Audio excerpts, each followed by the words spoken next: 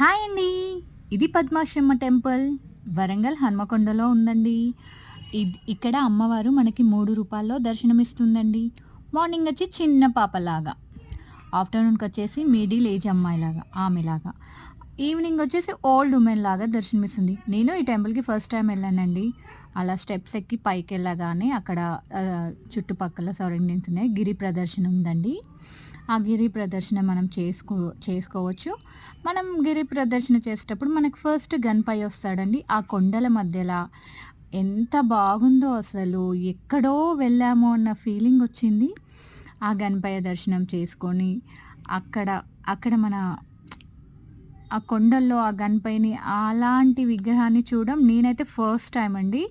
నేను యాక్చువల్‌గా వరంగల్‌లోనే పుట్టి పెరిగాను. బట్ నేనెప్పుడూ వెళ్ళలేదు. అండ్ అప్పటికి లేట్‌గానే వెళ్ళానండి. 12:30 అయింది ఆఫ్టర్‌నూన్.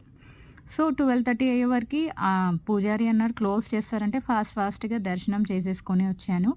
లేకుంటే పూజారిని అడిగి మెయిన్ అమ్మవారిని వీడియో తీసుకోవచ్చా అని అడిగేదాన్ని ఫ్రీగా ఉంటే. కానీ ఆ ఛాన్స్ నాకు రాలేదు.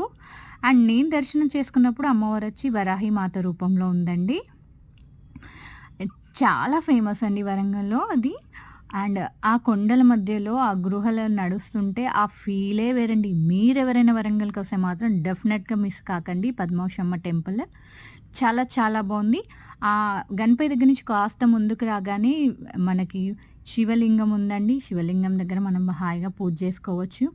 అండ్ లోపల గర్భగుడిలో అమ్మవారి దర్శనం చేసుకొని, అమ్మవారిని చూసి అమ్మవారి దర్శనం చేసుకోవచ్చు.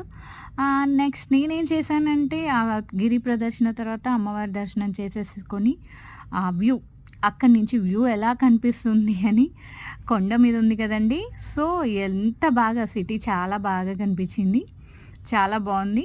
సో, మిస్ చేయడం ఎందుకు అని లైట్‌గా వీడియో తీశాను. నాకైతే చాలా చాలా పీస్‌ఫుల్‌గా అనిపించిందండి. అలా కొండ మీద అమ్మవారితో.